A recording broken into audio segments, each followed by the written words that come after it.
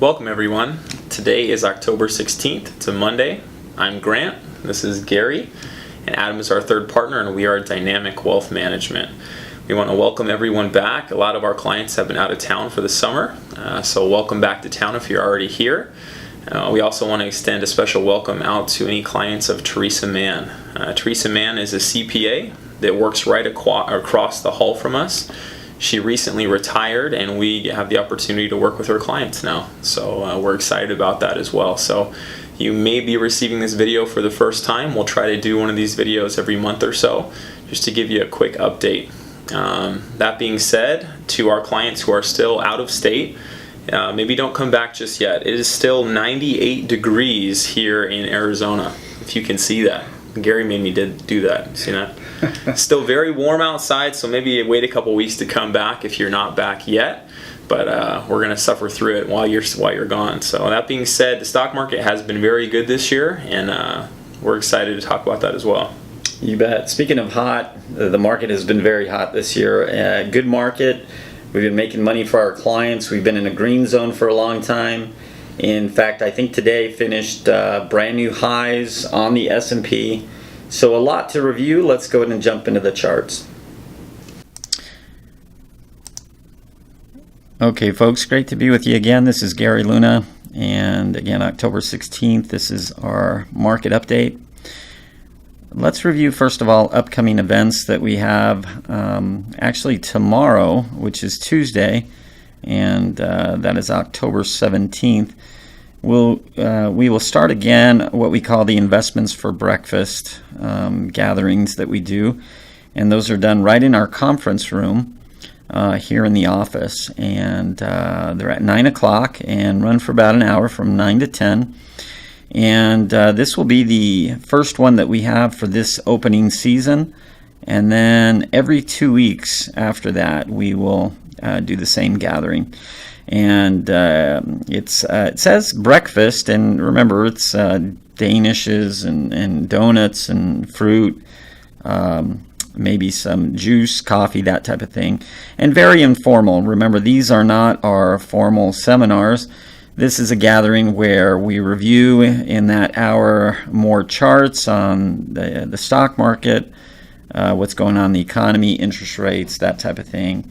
And we love the feedback we get, and we've gotten a lot of good feedback, good ideas from clients. We go over some strategy as well for estate planning, taxes, which are coming up, and things like that. So if you can make it out, we'd love to have you.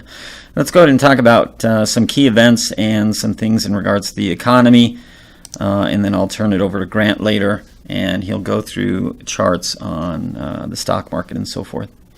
So where are we right now? So this is a chart that kind of gives us a good broad picture of where we may be, and this is according to Fidelity Investments. So this is a chart of the major economies in the world. And so if you notice, the blue dot here in the middle is their projection of where the U.S. economy currently stands. So the good news is we are currently, as indicated again by their research, in an expansion. The thing to consider and to note is the fact that they are considering that we are in the latter stages, or in the latter stages of the expansion, and that is usually noted by a moderate growth, maybe some tightening credit, including potential for interest rates going up, maybe earnings being pressured a little bit, and policy starts to contract as far as growth is concerned. Maybe sales starts to go down a little bit. In other words, those are the typical things that you see in the latter stages of the expansion. So it remains to be seen if that's going to hold true. A lot of differences this time around. Rates really not shooting up. Inflation really not shooting up. And so we have the potential to be in this expansion for some time. Obviously, the stock market has done well. But overall, that is what it looks like. We agree overall with their assessment.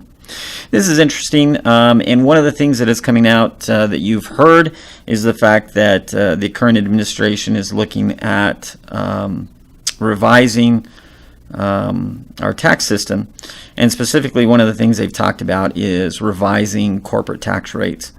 And so we thought this chart was applicable. And so what you're seeing here is the major companies within the Dow, which of course includes 30 of the larger companies across about 9 or 10 sectors in the economy.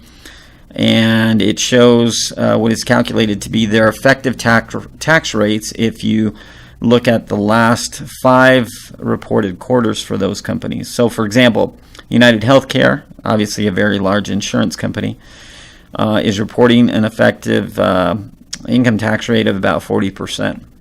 Now, why is that important as you scroll through from top to bottom, all the way to the end here, the highest to the lowest effective tax rates? Well, the current administration is touting that they would like to get effective corporate tax rates at about 20%. So that would affect probably most of the companies, but not all of the companies.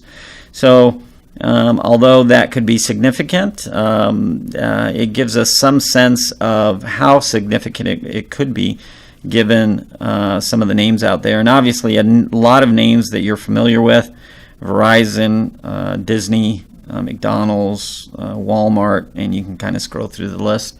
But we thought that was kind of interesting as you think about the implications of those tax changes going through. This is brought to us by FactSet, by the way.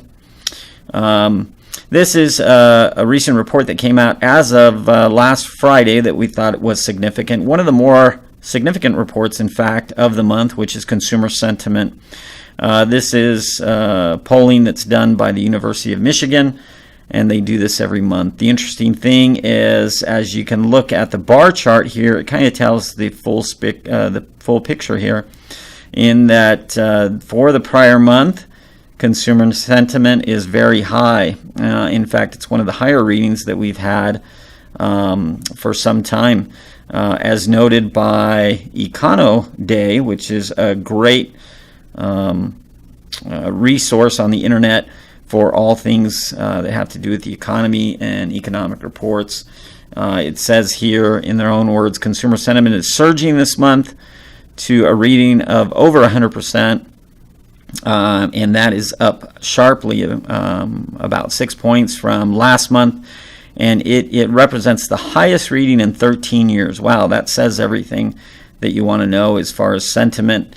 And again, that's polling numbers. But obviously, if people are feeling good about the economy in general, companies, business owners, then they're going to go out and spend money. And when people spend money, that continues to push the economy along. And with almost full employment, at least close to full employment, at least by how the government calculates it, that's a good thing for the economy. And what's good for the economy, obviously good for the stock market as well. I won't go into this chart in great detail, other than to say that this is found, and this is research that's done by CME Group. And you can go to this website and see some more details. But basically, we look at this site from time to time to get an indication of what the market is thinking as far as the federal funds rate and short-term interest rates. So, as you all know, interest rates have gone up one time in 2015, one time in 2016, and have only gone up once this year, and I believe that was back in March. So the Fed at the beginning of the year had said that they were looking at pushing up short-term rates 3 times.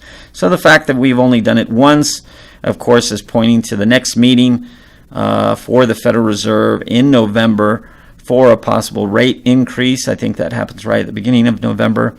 And chances are high that we do get another push up in short-term interest rates. And basically what this kind of elaborate dot plot chart is showing us, and by the blue dots is the majority of the Fed members are indicating to us their opinion that they would like to see rates probably trickle up another quarter point before we finish out the year, would be how we would interpret this.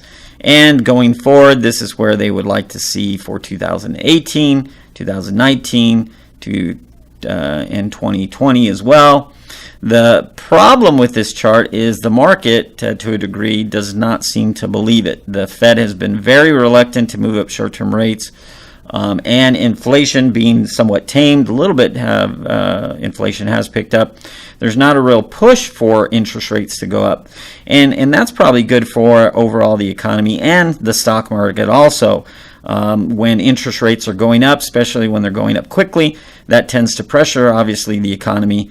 It tightens up credit, and then that is bad for the stock market. So the fact that they're very reluctant to move up short-term rates, even though we may see an increase before the year is through, that's still at a relatively slow pace. And with those key things as far as the economy, I'll turn things over to Grant. He'll give us some more details on the stock market. All right. Well, I really appreciate Gary doing a great job explaining some of the key indicators out there in the economy. Let's jump out there and see how they are affecting the stock market. So here is the S&P 500. We told you the market has been very strong. And if you take a look at this chart here, you'll notice that, wow, we are at all-time highs. And not only are we at all-time highs, but this market hasn't even touched the 200 days since November of 2016. So that's the green line is the 200-day moving average. This red line is the 50-day moving average.